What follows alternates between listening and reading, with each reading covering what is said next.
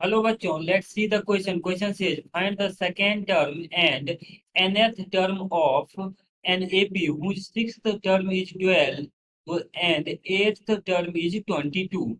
So the key concept for this question is our key concept is key concept for this question is nth term, that is an of an AP is a plus n minus 1 into d, where a is first term and d is common difference.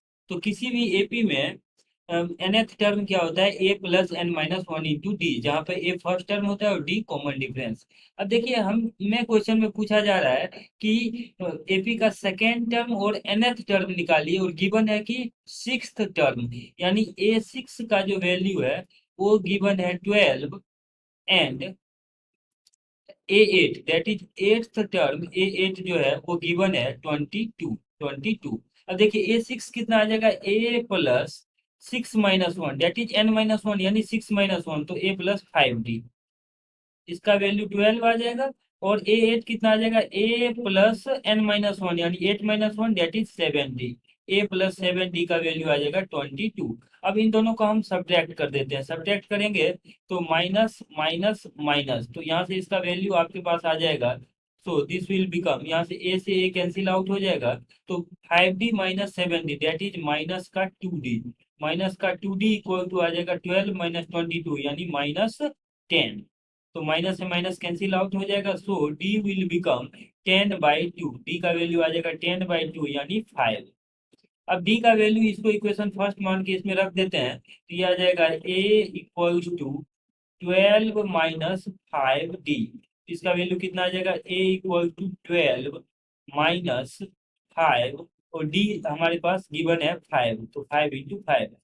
तो इसको simplify करते हैं, तो यहाँ से ए का value आ जाएगा 12 माइनस 22 दैट इज -13। तो ए का वैल्यू -13 आ रहा है। नाउ क्वेश्चन में हमसे पूछा गया है कि फाइंड सेकेंड टर्म, यानी A2 पूछा जा रहा है, तो A2 का वैल्यू आ जाएगा A प्लस डी।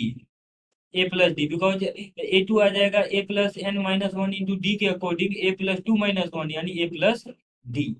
तो इसका वैल्यू हमारे पास आ जाएगा, ए का वैल्यू गिवन है, ए का वैल्यू -13 है एंड डी इज 5, तो डी का वैल्यू 5 है।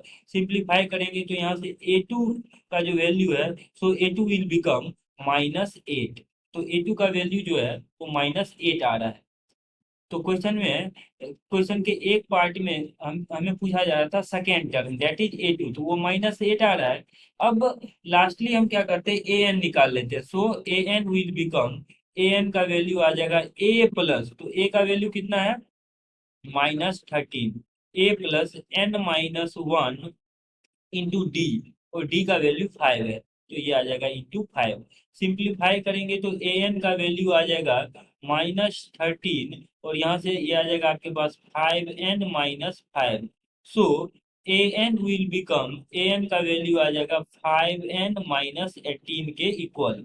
तो क्वेश्चन में हमसे जो दो चीजें पूछा गया था, first was second term that is A2, उसका वैल्यू -8 आ रहा है, और ए एन यानी nth टर्म जो है वो आ जाएगा 5n - 18। These two are our answers.